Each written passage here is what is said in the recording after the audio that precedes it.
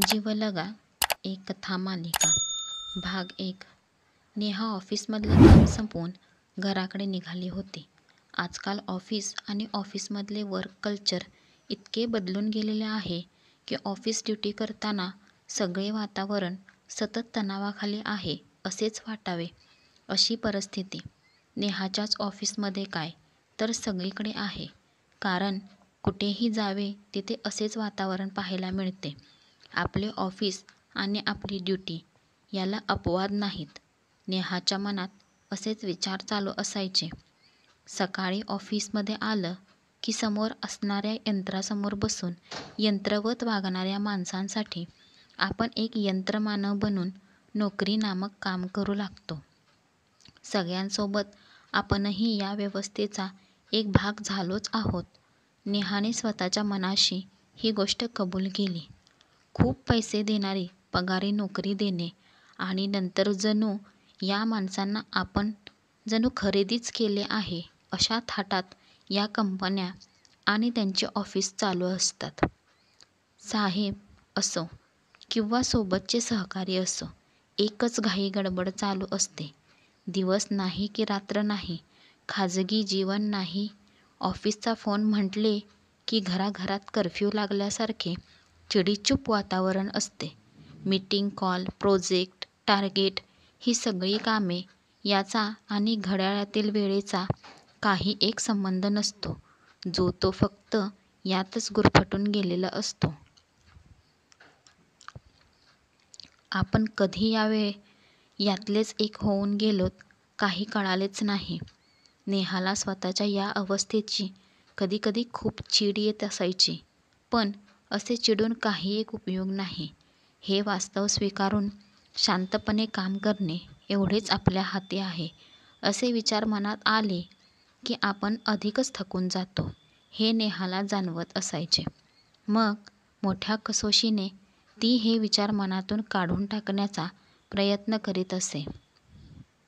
या रोजच्या सवयीने ती आताही बस स्टॉपवर येऊन थांबली होती. रस्त्यावरच्या गर्दीत स्वतःच्या वाहनाने येण्यापेक्षा बसमध्ये बसून घरी येणे तिला अधिक बरे वाटे. त्यामुळेच गर्दी असली तरी, बसण्यासाठी जागा नाही मिळाली तरी ती बसमध्ये न बसता उभ्याने प्रवास करण्याची तिची तयारी असायची. बसमध्ये उभे राहून प्रवास करणे म्हणजे स्त्रीसाठी किती मोठे दिव्य असते, ही गोष्ट आता काय सांगण्याची गरज थोडीच राहिली आहे. एखादी स्त्री, एखादी तरुणी बसमध्ये उभी असलेली पाहून तिच्या भोवती मागे पुढे उभे राहून नेत्रसुख, स्पर्शसुख अगदी ओरबाडून घेतल्यासारखे करणारे लबाड लांडगे टपलेलेच असतात.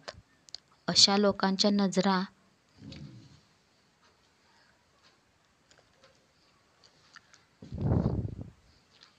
होणारे लागट स्पर्श जाणवू लागले की मनात संतापच साचू लागतो.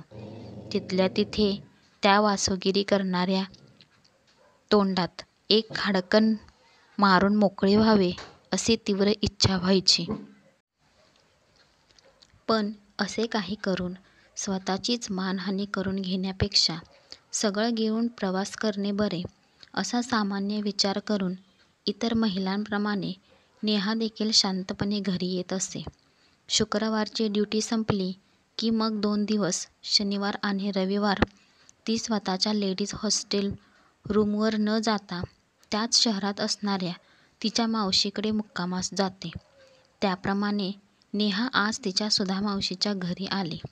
मावशीच्या घरी आल्यावर ती खूप हलके हलके वाटायचे. मनावरचा ताण कमी झाल्यासारखा वाटायचा.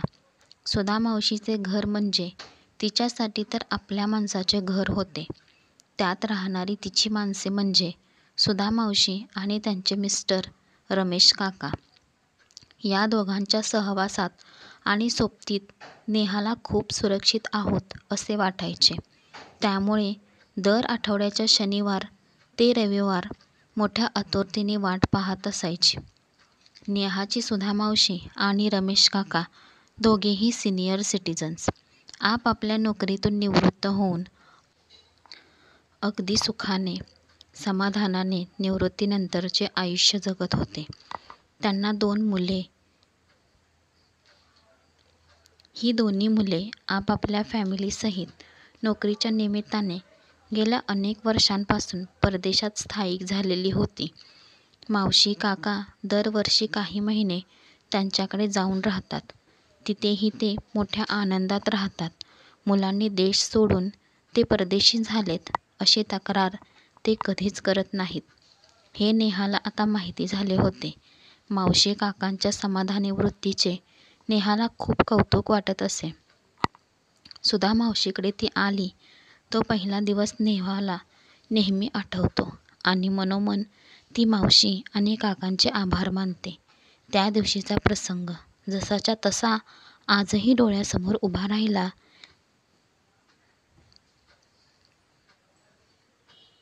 त्या दिवशी शुक्रवारी रात्री ऑफिस संपवून आलेली नेहा सोमवार सकाळपर्यंत तिच्या सुधा मावशीच्या घरी अगदी निश्चिंत मनाने राहायची आणि ऑफिस आणि ऑफिसचे काम, त्यातली दगदग, त्यामुळे मनावर येणारा ताण, हे सगळं ती या सुट्टीच्या दिवशी पूर्णपणे विसरून जायची. हे ठरवून टाकायची. कारण ऑफिसमधून येताना तिचं काय आपल्यासारखे इतर देखील अगदी मरगळून गेलेल्या मनाने आणि थकून गेलेल्या शरीराने घरी येत असतात, हे ती रोजच पाहत असे.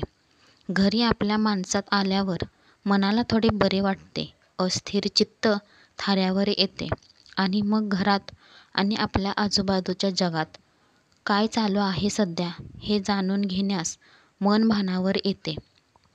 असेच यांत्रिक जीवन आपण जगणार आहोत का? आपल्या आयुष्यात यापुढे असेच एकसुरी असणार आहे का? नेहाच्या मनात असे निगेटिव्ह विचार आले की ते अधिकच अस्वस्थ होऊन जायची.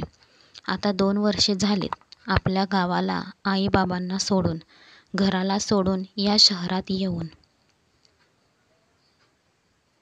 या महानगरीत लाखोंच्या संख्येत आपली पण नगण्य अशी भर पडली. नोकरीच्या निमित्ताने या शहरात आलोत आपण. किती लवकर इथल्या सगळ्या गोष्टी आपल्या सवयीच्या होऊन गेल्यात. इथे येण्याअगोदर वाटले नव्हते. उलट वाटायचे आपण तसे छोट्याच गावातून आलेलो आहोत.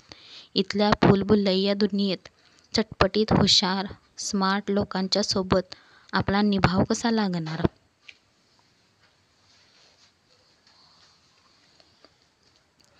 मनात खूप भीती होती. कमी झाली आता ती भीती, पण पूर्णपणे मनातून गेली नाही हे पण तितकेच खरे. आपल्या मनात कायम एक कॉम्प्लेक्स असतो.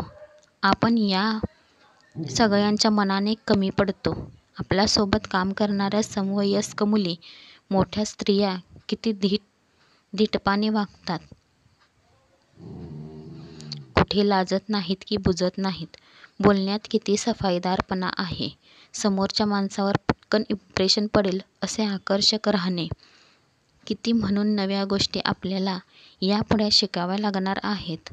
नेहाला कधीकधी कॉलेजचे दिवस आठवायचे. आजोबांच्या जुन्या आणि आग्रही मतांकडे दुर्लक्ष करून तिच्या बाबांना तिला दुसरीकडे कॉलेजसाठी म्हणून पाठवणे शक्य नव्हते. पण त्यातल्या त्यात एक झाले की आपल्याच गावातील इंजिनिअरिंग कॉलेजमध्ये प्रवेश घेतला तर नेहाच्या पुढील शिक्षणाला आमचा विरोध नाही असे आजोबांनी निक्षून सांगितले. त्यांचे ऐकून सर्वांना वाईट वाटण्यापेक्षा आनंदच झाला की हे तर ठीक आहे, मोठे कॉलेज नाही तर नाही, इथेच थांबून BE तर करता येईल. बाबांना पण शिक्षणासाठी फार खर्च टाकावा लागणार नाही हे पण खरे होते. नेहाने तिच्याच शहरात असलेल्या कॉलेजमध्ये प्रवेश घेतला. हे कॉलेजसुद्धा चांगलेच होते. गेल्या पिढीतील तिच्या काकांनी आणि तिच्या आत्ताच्या पिढीतील तिच्या चुलत भावांनी याच कॉलेजमधून तर BE केले होते.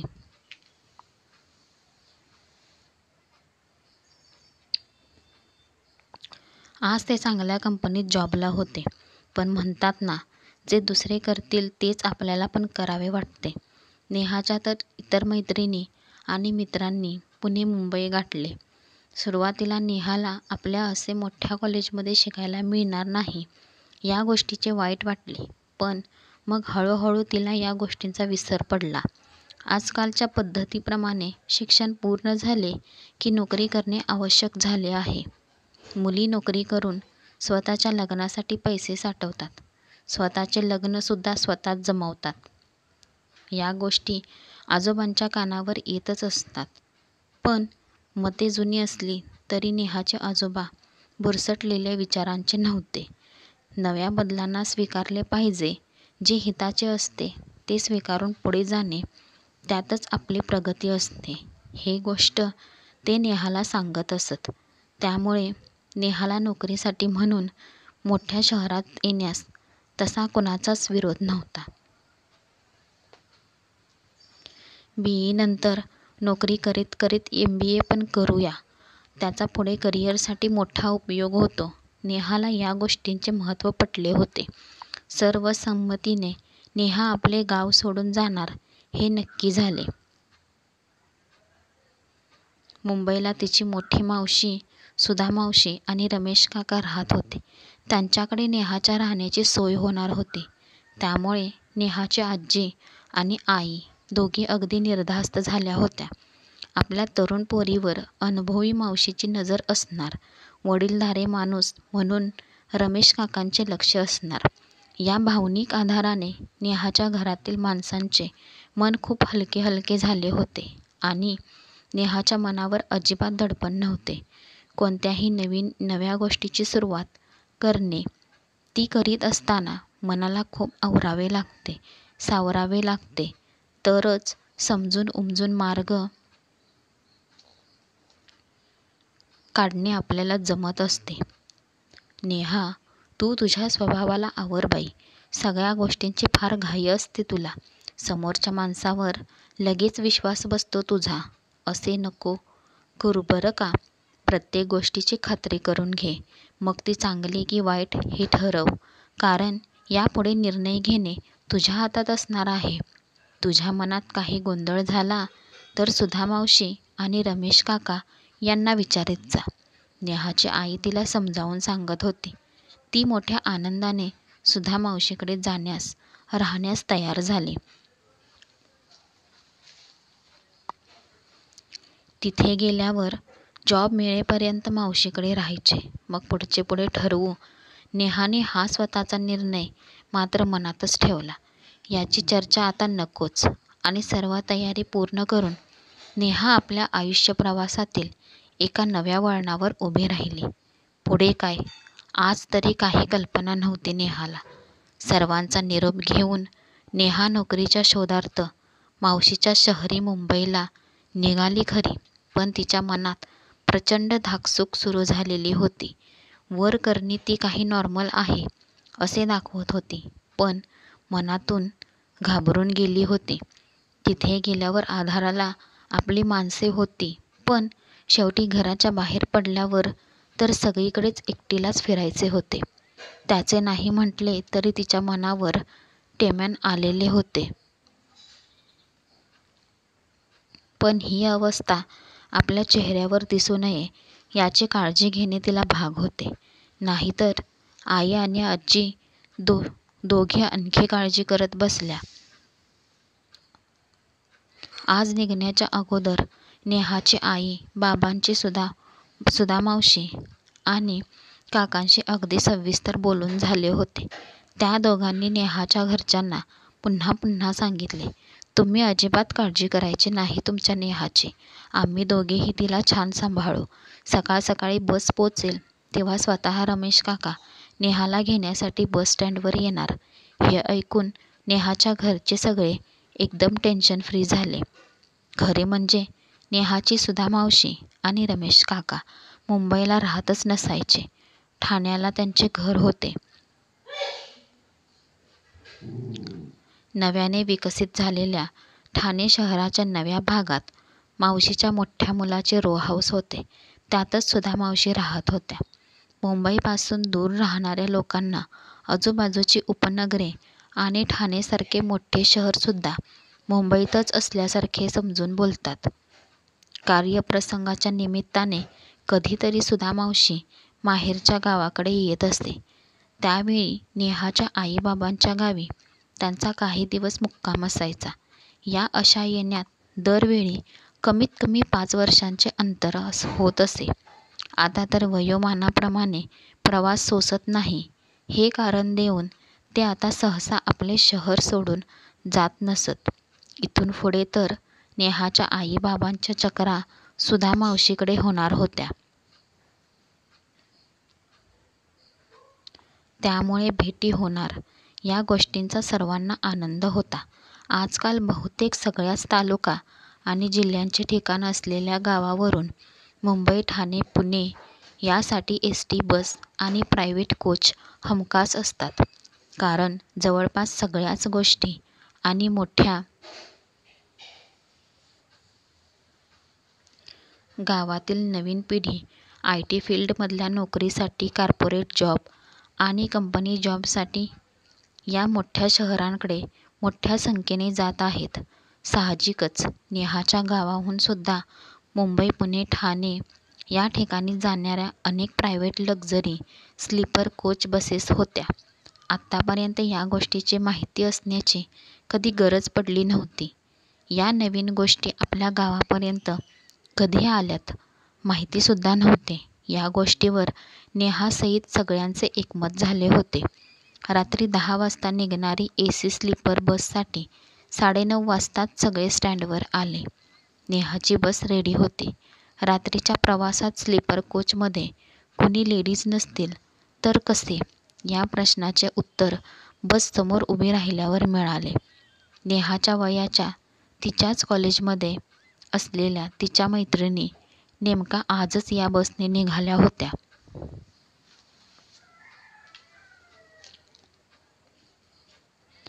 त्यांचे आई बाबा पण आलेले पाहून नेहाच्या घरच्या माणसांना मोठा धीर आला. हे बाकी बरे झाले. नेहा एकटीच नसणार बसमध्ये, आहेत सोबती बऱ्याच लेडीज. नेहाचं एका मैत्रिणीचे बाबा तर सांगत होते, अहो ही बस कायम फुल असते. अगोदरच बुकिंग करून ठेवतो आम्ही तर, नाहीतर फजिती होते. नेहाचे बाबा म्हणाले, इतके दिवस या गोष्टीशी आपला काहीच संबंध येत नव्हता. आता होईल सगळी माहिती आणि सवय. अगदी राईट टाईम बस निघाली. सगळ्यांना बाय बाय टाटा करून झाला आणि नेहा आपल्या बर्थवर येऊन आडवी पडली. नवा प्रवास, नवी सुरुवात. कसे होईल आपले? जमेल का आपल्याला? एक न शेकडो प्रश्न. अधीर मनाला कसा आणि किती धीर द्यावा?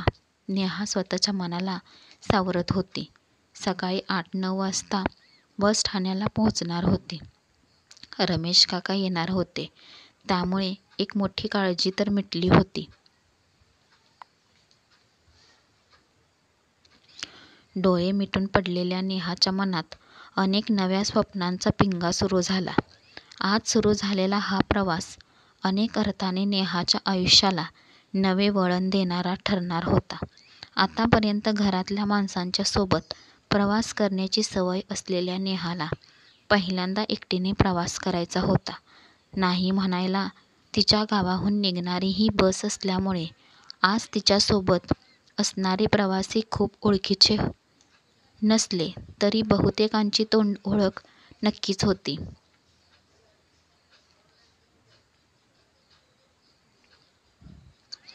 कारण ही तिच्या गावातलीच माणसे होती आणि लेडीज प्रवासी म्हणून आलेल्या मुली तिच्याच शाळेतल्या कॉलेजमधल्या शिकलेल्या होत्या. यामुळे तसे भीतीचे दडपण मनावर येण्याचे काही कारण नव्हते. इतर सहप्रवासी नेहाला जरी फारसे ओळखत नसले तरी त्यांना कल्पना होती की ही मुलगी आपल्याच गावातली आहे. लहान गावात राहण्याचा हा खरे म्हणजे खूप मोठा आधार असतो. पण आजच्या बदलत्या परिस्थितीमुळे माणसे असलेल्या ओळखी दाखवायच्या नाहीत हे अगोदरच ठरवत आहेत.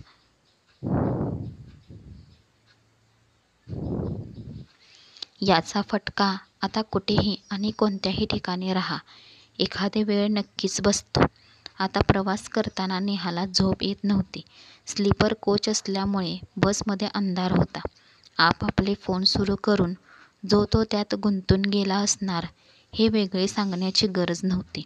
नेहाला यावेळी तरी फोन चालू करून पाहण्याचा मेसेज करण्याचा अजिबात मूड नव्हता, कारण मन अस्थिर होते.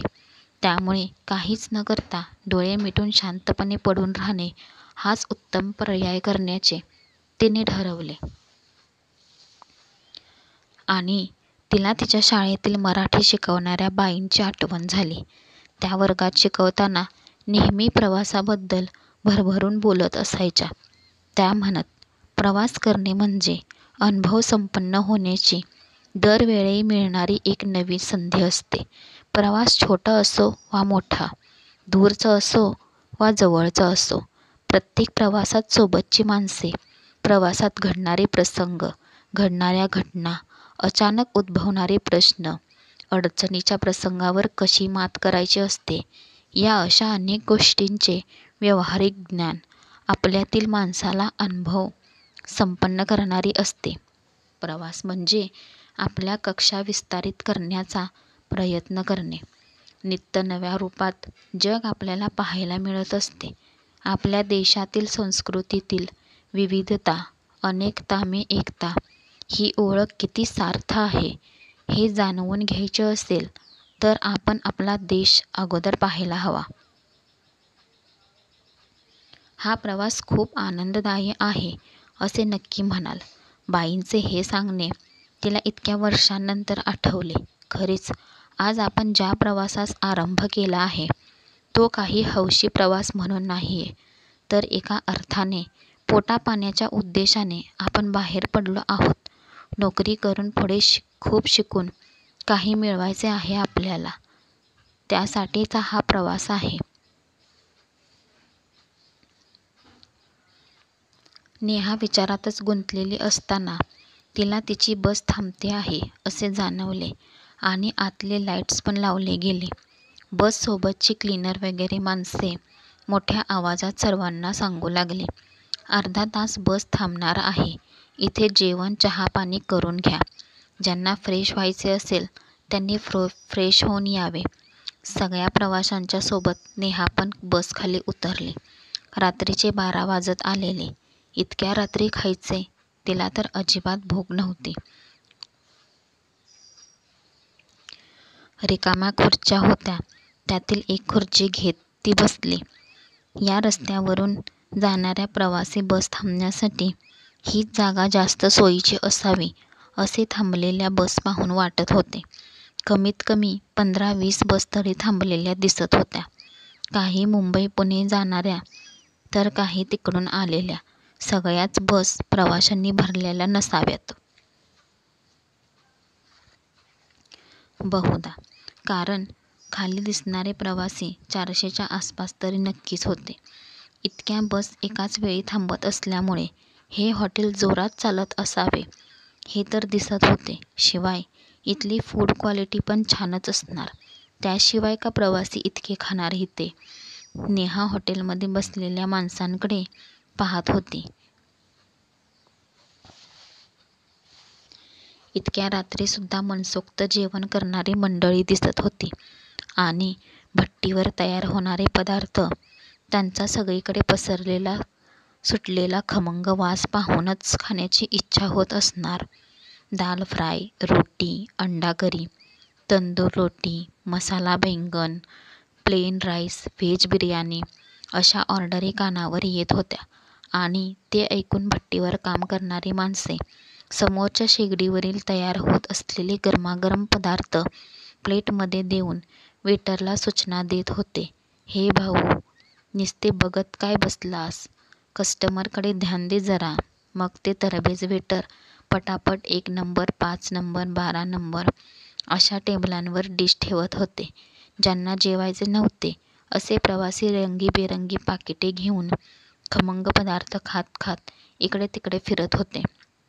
रात्रीच्या वेळी चहा हवा असणारी चहाबाज पब्लिक गरमागरम घोट घेत आपापल्या बसच्या आजूबाजूच्या भोवती फिरत होते. एक एक ड्रायव्हर गाडीत येऊन बसल्यावर 2-3 वेळा हॉर्न वाजवत प्रवाशांना आवाज देत होता. तसे तसे एकेका बसमधले प्रवासी याची खात्री करून घेतली की बस स्पीडमध्ये आपल्या रस्त्याला लागायची. सगळ्यांचे कसे मस्ताने आरामात चालू होते. नेहा पण तिच्या बसमध्ये जाऊन बसली. पाठोपाठ इतर प्रवासी येत आहेत असे तिला जाणवत होते. पण अचानक बाहेर आपल्या बसभोवती काही गोंधळ सुरू झाला आहे. मोठ्या आवाजात खूप जण एकाच वेळी बोलत आहेत. काय झालं असावे? काहीतरी मेजर प्रॉब्लेम नक्कीच झालेला आहे. त्याशिवाय बस निघण्यास उशीर झाला नसता. अरे देवा, आता काय हे? कधी निघणार बस? खाली उतरून पाहायला हवे, तरच डिटेल्स कळतील असे ठरवून नेहा बस खाली उतरली आणि पाहते तो काय, एक मध्यमवयीन महिला आणि तिच्यासोबत 8-10 वर्षांचा मुलगा खूप घाबरलेल्या अवस्थेत उभे होते आणि त्यांच्या भोवती लोकांचा गराडा होता. नेहाच्या कानावर एक एक संवाद पडू लागला. बाई रडवेल्या आवाजात सांगत होत्या, अहो, माझी बस ही नाहीये, ही दुसरीच आहे. मी चुकून याच बसमध्ये चढले आणि बर्थवर आडवी झाले. माझा मुलगा म्हणाला, आई अगं, ही बस नाहीये आपली, बघ हे सामान पण आपले नाहीये. सगळे लोक म्हणाले, अरे बापरे, हे काय? 2 गाड्या सारख्या अदलाबदली झाली की काय पॅसेंजरची?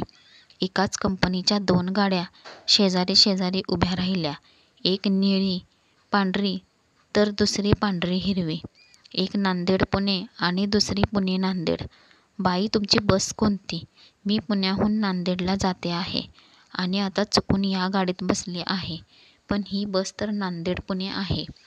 अरेच्चा, मोठी चूक केली की बाई तुम्ही. बसच्या ड्रायव्हरच्या सोबत असलेल्यांपैकी एक जण म्हणाला, अहो बाई, तुम्ही खाली उतरल्यावर आपली गाडी कोणती आहे तिचा नंबर लक्षात ठेवायला पाहिजे होता ना. अहो ते राहू द्या, बाजूला मी चुकले आहे हे खरे आहे, पण त्या दुसऱ्या गाडीत या बसमधले 2 प्रवासी ते सुद्धा पुण्याला जाण्याऐवजी परत नांदेडला जाणाऱ्या बसमध्ये बसलेत, त्याचं काय? यावर एक पॅसेंजर म्हणाला, त्या गाडीच्या स्टाफने पॅसेंजर मोजले असतील तर ते बरोबरच भरले असणार. मग काय, निघाली असणार गाडी. पण ते 2 प्रवासी झोपेतच आहेत की काय? आपण चुकून दुसऱ्या गाडीत बसलोत हे पण त्यांना कळाले नाही.